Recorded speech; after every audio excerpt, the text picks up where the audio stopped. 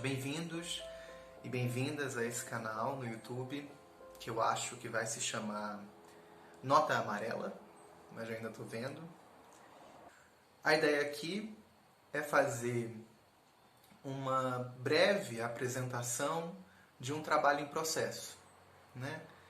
Então eu acho que esse vídeo vai durar no máximo 15 minutos e é para expor o resultado de um trabalho que não é o trabalho assim de maior fôlego ou que foi gestado durante muito tempo, mas que é o trabalho de um dia a dia, né? O trabalho feito assim aos pouquinhos, né? Então esse tamanho da exposição tem a ver com isso. Não é para ser um trabalho assim extenso e muito bem elaborado. Então eu peço a quem estiver escutando que escute com esses ouvidos, né? Um pouco como se fosse assim uma tirinha, muito entre aspas, né? Fazendo essa relação do trabalho com o crítico como uma fotografia do trabalho do hoje, né? Diário, do que está sendo elaborado agora. E isso, evidentemente, envolve assim retrabalhos futuros, né? Mas é um modo que eu acho assim que está sendo possível e necessário até de trabalhar no meio de uma pandemia e no momento do doutorado, né? Eu estou preparando uma tese sobre a Clarice Lispector, que é do que eu vou tratar. Acho que na maioria dos vídeos, né, desse canal. Então estou preparando uma tese sobre a Clarice e é muito difícil escrever sem me endereçar a alguém com alguma periodicidade, né? Então eu acho que esse exercício, eu nem sei se isso vai ao ar, digamos assim, mas de qualquer forma para mim está sendo importante, né? Até para sair de uma espécie de apatia ou de melancolia que eu acho que me acomete muitos dos meus colegas de pós-graduação nesse momento, né? A ideia dessa fala de 15 minutos é focar num trecho, numa passagem, né, de um livro, no caso o livro O Lustre, da Clarice Lispector, e não vou expor assim o livro de modo geral, não é uma apresentação da obra, não é isso, né? A ideia aqui é fazer uma coisa que eu vejo acontecendo pouco ou quase nada no YouTube, que é uma leitura assim mais detida de um pequeno fragmento de obra. Eu vou selecionar um fragmento e extrair, né, assim, ficar um pouco com ele para ver o que ele diz. A passagem que eu queria focar é quando ela está nessa segunda ida à Granja Quieta, ou seja, quando ela retorna ao seu lugar de infância. Vou ler para vocês, vai aparecer aí. Buscava com paciência recordar-se mais nitidamente daquela sua meninice sem acontecimentos. Um ou outro fato erguia-se na sua memória como pilares distanciados numa limpidez sem apoio. Mal aproximava-se deles, sentia-os se dissolverem ao seu toque. De que viver, então? Reuniam os pobres fatos que não eram realmente desenterrados por ela própria, mas pela palavra relembrada dos outros ou pela recordação de já ter conseguido recordar. Reunia-os, organizava-os, mas faltava-lhe um fluido que lhes fundisse as extremidades num mesmo princípio de vida. Então a primeira questão aqui é que o trecho fala de um retorno à infância, né? E não só de um retorno, assim, mas de uma busca, né? Em busca do tempo perdido, mas uma busca com paciência e por uma espécie de nitidez, ou seja, É como é como se a Virgínia tivesse diante de uma imagem muito pouco nítida, né? Ou seja, quais são os elementos que estão nessa imagem do passado, né? Não dá para ver, digamos, né? Porque os contornos eles estão desfocalizados, né? Eles estão assim como uma espécie de névoa indistinta que a Virgínia tá buscando, né? Com paciência, inclusive, mas que, então vamos ver, né? Daquela sua meninice sem acontecimentos, porque evidentemente que na infância da Virgínia aconteceram coisas, né?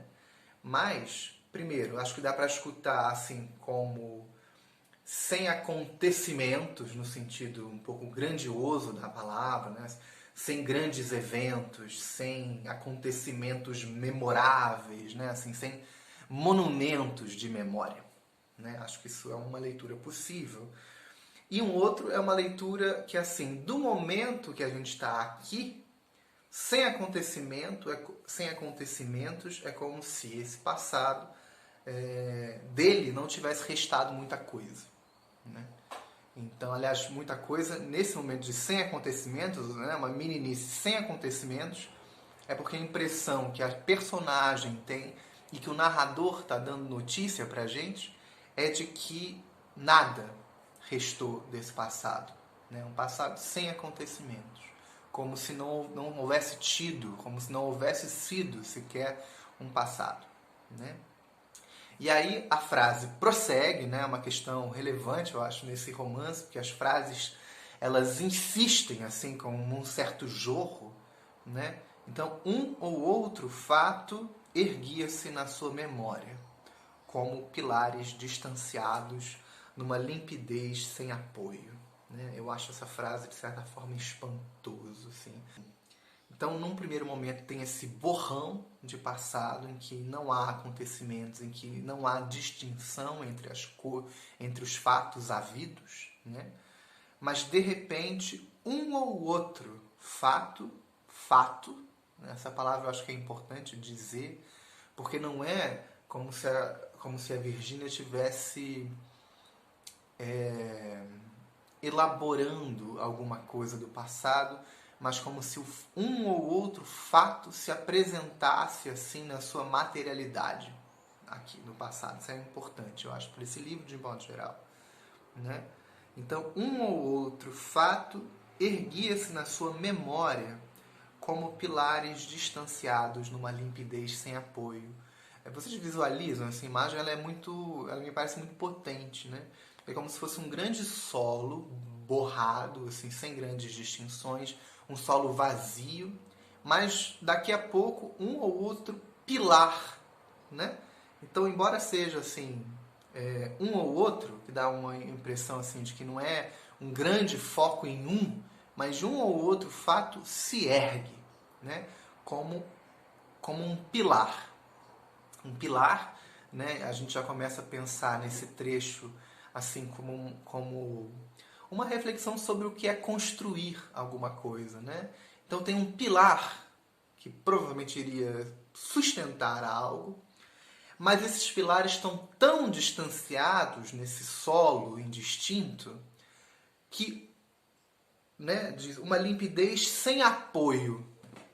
Não tem nada a ser apoiado, né, por esses pilares. Eles estão muito distanciados e mesmo a gente pode imaginar se alguma coisa se colocasse por cima, esses pilares não estariam próximos, condensados o suficiente para sustentar alguma coisa.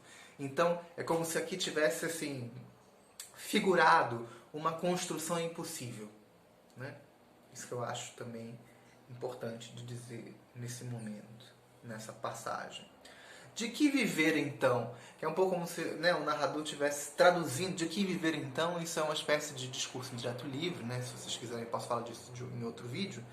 Mas de que viver então é como se fosse uma voz interna da Virgínia, mas que não é ela que fala, é o narrador, mas é como se tivesse nela uma pergunta assim: de que viver então? Uma pergunta assim né, do que foi feita a minha vida. Né? Lembrando que ela está nesse terceiro momento, digamos, do livro, em que ela voltou para o lugar físico mesmo. Ela fez um retorno físico, literal, ao lugar da infância dela. E agora que ela tem essa busca e tenta encontrar o de que é feito essa matéria do passado dela e vê que tem poucos pilares e muito distanciados, ela se pergunta de que viver, né? Como assim, o que me sustentou, o que me sustenta, então, para eu chegar até aqui, né?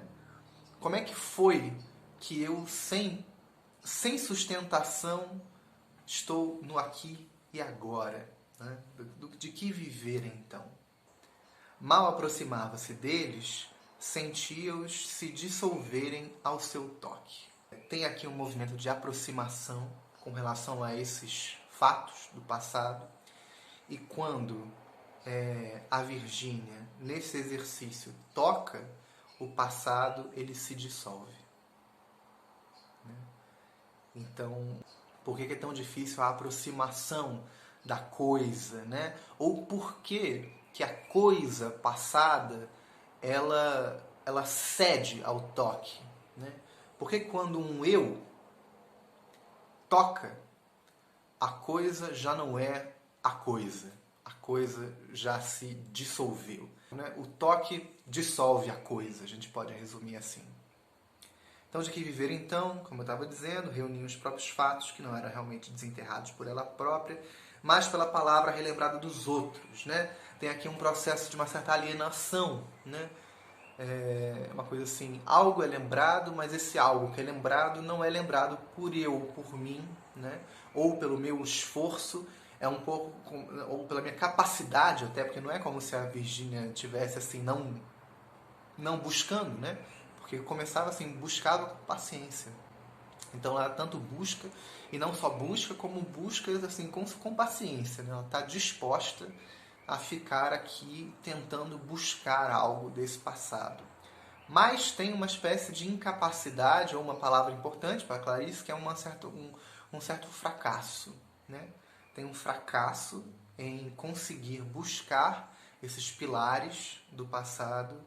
E quando algo pobre, um pobre fato, se anuncia, ele está, digamos, externalizado a esse sujeito, Virgínia, que está lembrando aqui. Né? Ela própria, então fatos que não eram realmente desenterrados por ela própria, mas pela palavra relembrada dos outros. Né? Então, um pouco assim, minha mãe falou que quando eu era menor, isso e aquilo acontecia. Né? Eu lembro do meu pai falando de... Um pouco como se algo desse passado só se anunciasse pela mediação de um terceiro. Né? Mas não pela minha, né, pela capacidade do eu, ou pelo esforço do eu de acessar ou de adentrar, né, de desenterrar esse passado. Isso é importante, né? Ou pela recordação de já ter conseguido recordar. Isso é legal também, né? É interessante, assim. Então, qual é o outro modo que a Virgínia acessa o passado nesse momento? Né? Lembrando que já lembrou. Né? Então, não é recordando exatamente, mas é recordando que, olha, eu já recordei que tinha alguma coisa. Mas veja a distância e, de novo, a mediação, né? Eu gosto muito de trabalhar essas tensões, né, entre a aproximação e a distância. E aqui está colocado, né, porque, por um lado, ela se aproxima desses pilares, quando ela se aproxima, eles se dissolvem, e então ela só acessa esse passado mediado, né, ou seja, tomando distância até demais, porque essa distância envolve assim uma não nitidez, né? Uma não nitidez dessas coisas que foram, mas só assim que tem uma espécie de aproximação, né? Ou seja, só mediado pelo, eu lembro de ter lembrado e eu lembro de que falaram, né? Ou seja, é um pouco pelo desvio que ela consegue lembrar de alguma coisa que esteve lá, né? E que deve estar sustentando, né? Deve estar sustentando essa vida. Então amanhã eu continuo com esse papo e por hoje é isso. A gente fica aí nesse ponto da leitura, faltando esse finalzinho para a gente pensar então depois o que acontece com essa reunião desses cacos, né, ou desses pobres fatos que a Virgínia tenta relembrar.